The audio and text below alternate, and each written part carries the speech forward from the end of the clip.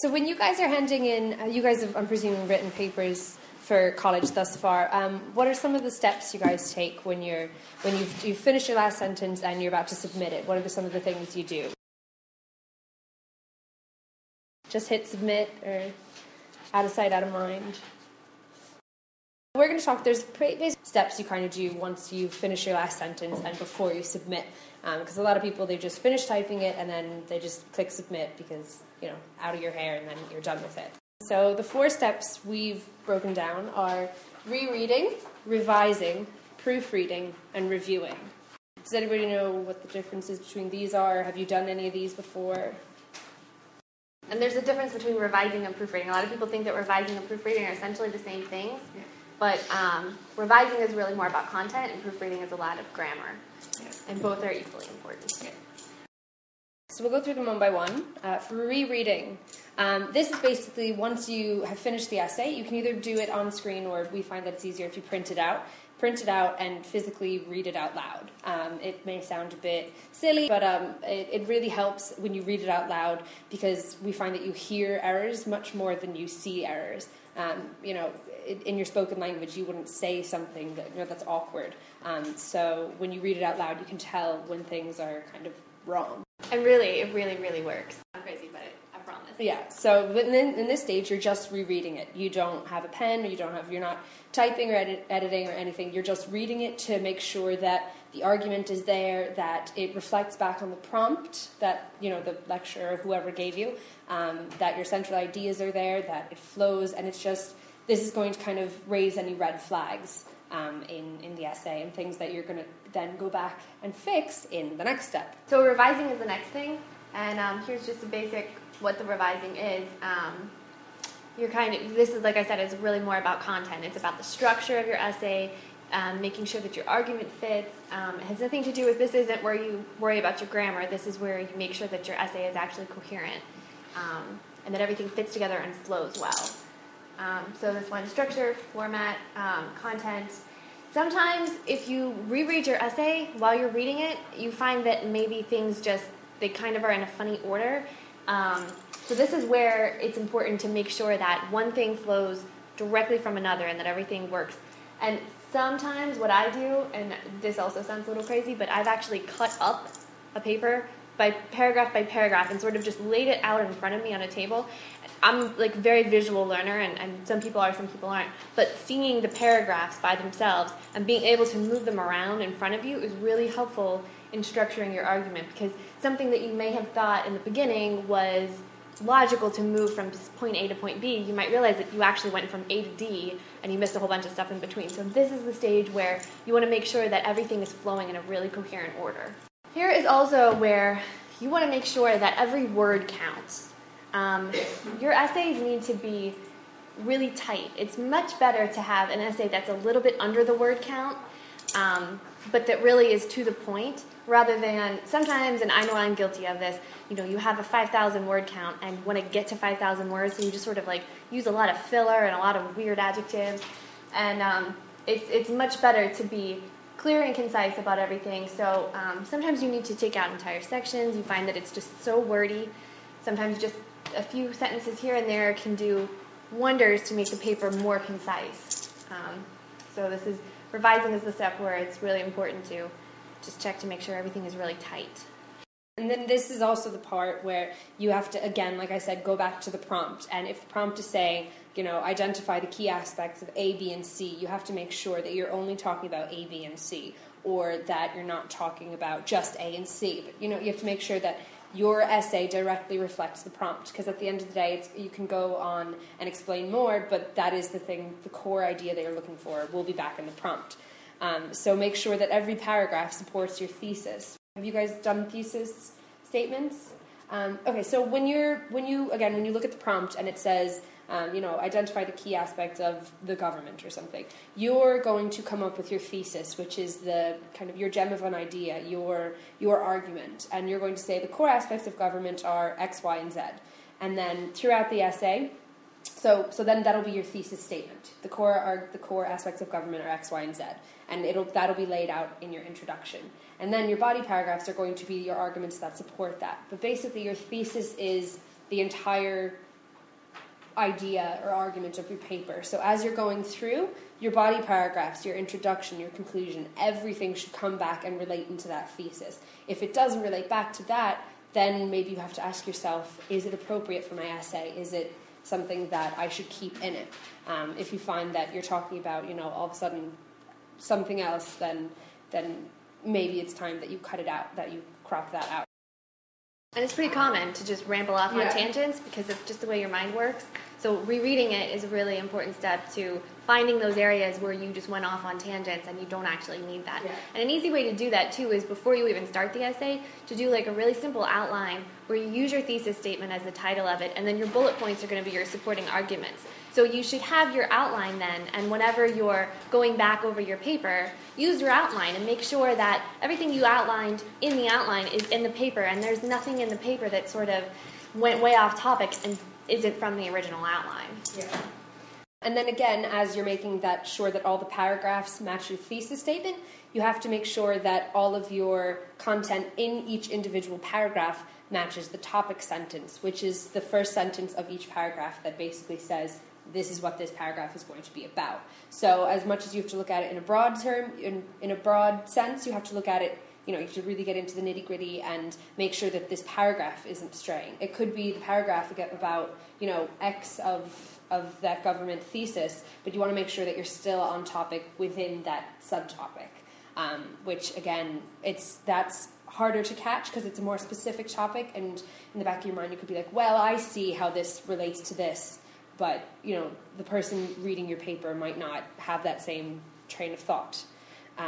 And then once you make sure that it's all relevant, you have to make sure that it flows, and this is probably the hardest part because you're trying to get from one subject to a completely different one, and you have to figure out how to get from there. So sometimes you can do it chronologically, you can do it in order of importance, and then use kind of transition words and things like that, and make sure that, again, when you're reading it out loud, you'll pick it up.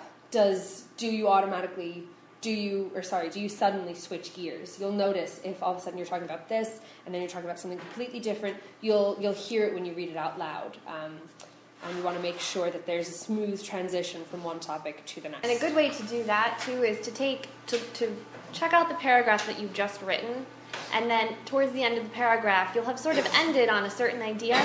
Maybe take something from that last idea or somewhere in that paragraph, some certain idea, and use that in the beginning of your next paragraph so that it's sort of this natural transition from one to the next. Yes. Okay. So then after your revising, you have proofreading. So this is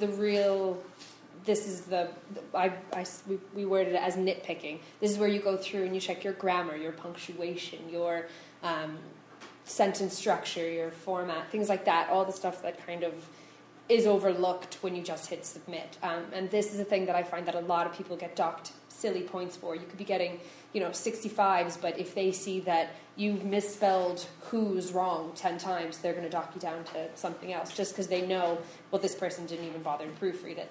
So there's simple points that hopefully you can get. And again, spell check doesn't pick up everything, and I know spell check is a great tool, but if you're writing I would go to the store and you wrote I would, W-O-O-D, go to the store, spell check might not pick that up because would technically still is a word. Usually it picks up things like that, but there's other probably better examples where spell check doesn't pick up everything. So the key aspects of the proofreading are concentration. You have to make sure you're not listening to music or talking to your housemates or anything like that when you're proofreading your paper, because it really is. It only takes a couple, 15, 20 minutes maybe, but it really does require your attention. Put it on paper. We recommend printing it out. You're much less likely to see things on screen than you are on paper. And often I find people, when you're reading on screen, you read the same line over and over and over again. And read it backwards. It sounds really silly, but now that you've already checked to make sure that it sounds good, you go to kind of the back of your paper and you read. It's really arduous, and I don't know.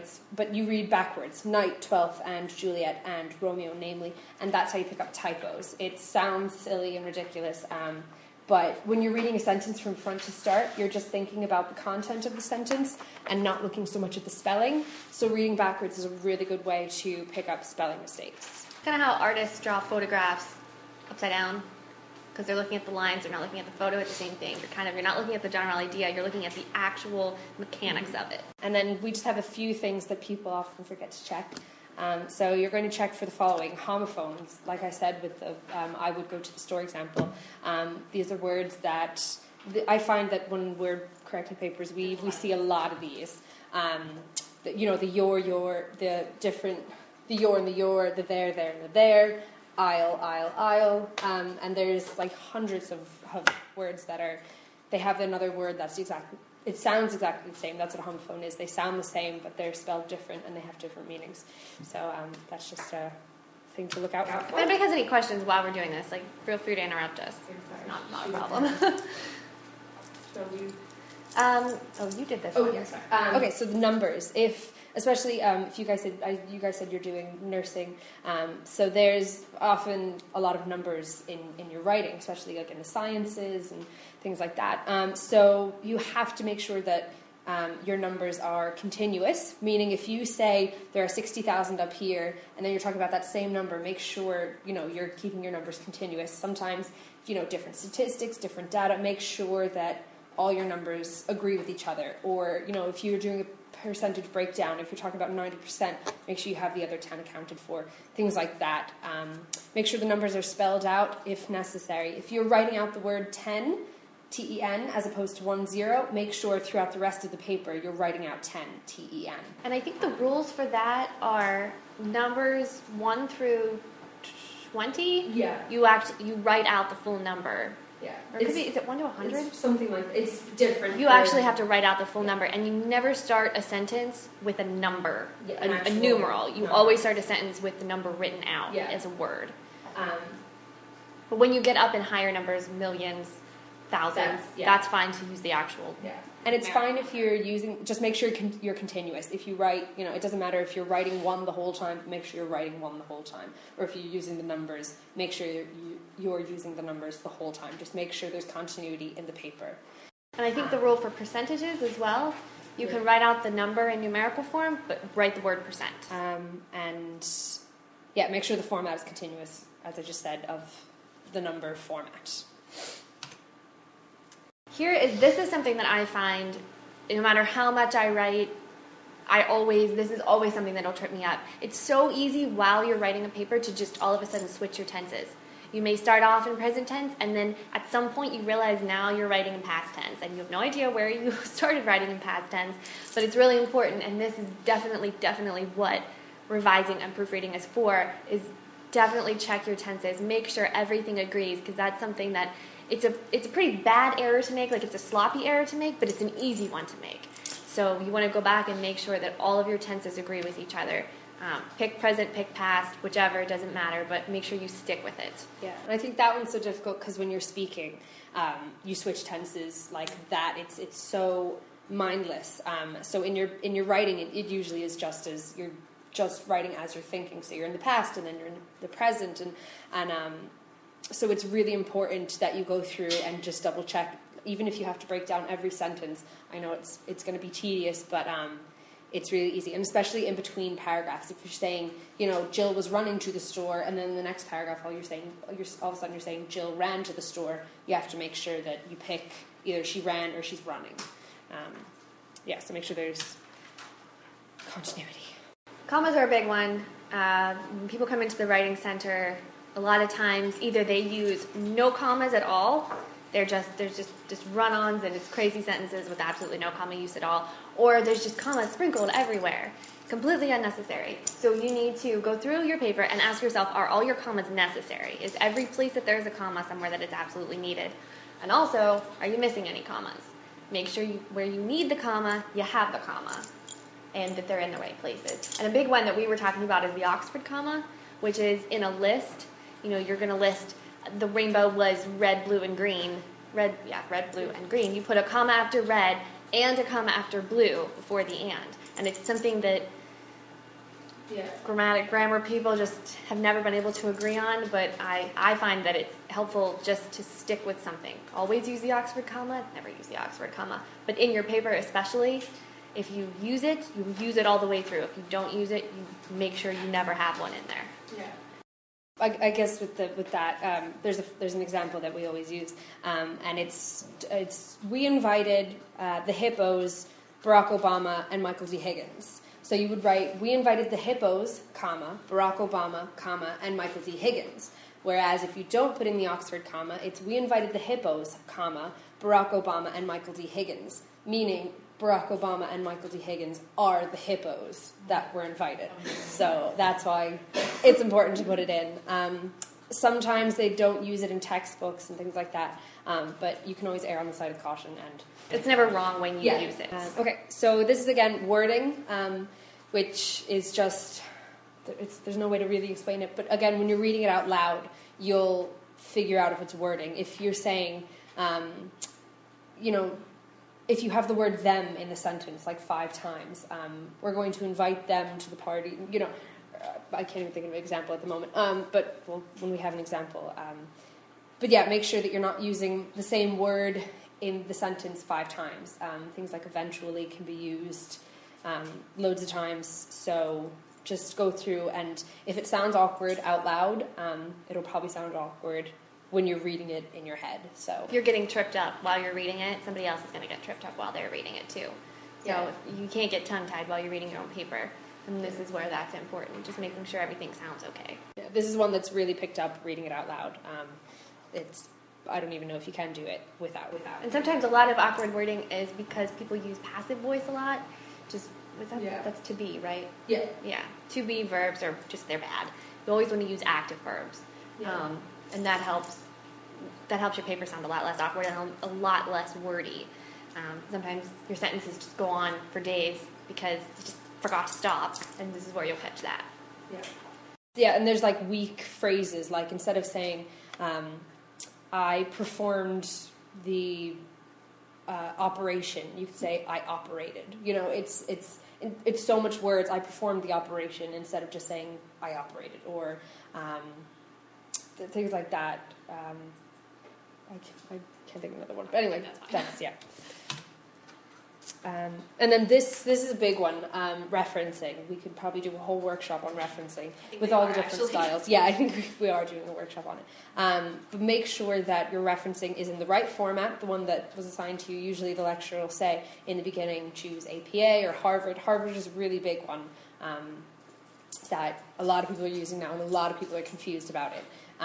And so make sure that it's in that correct style, and that within that style everything's spelled right, everything that's it's in italics should be in italics, things like that. And the only way to properly check that is to go back to a style sheet, a Harvard referencing style sheet or an MLA style sheet. There's a lot of websites that'll help you out with that. I know EasyBib.com does everything but Harvard, I think. Yeah. Harvard is one that you can't, there's no like online generator. You have to do it the old-fashioned way and type it all out. And there's one called Cite This For Me, I believe, that'll help you out. And there's Son of Citation Machine is another one. It's good for MLA and APA. But even with those, we say that with kind of an air of caution, you still have to double check them. Because sometimes even if you spell the author's name wrong while putting it into that, they'll spit out the wrong spelling as well.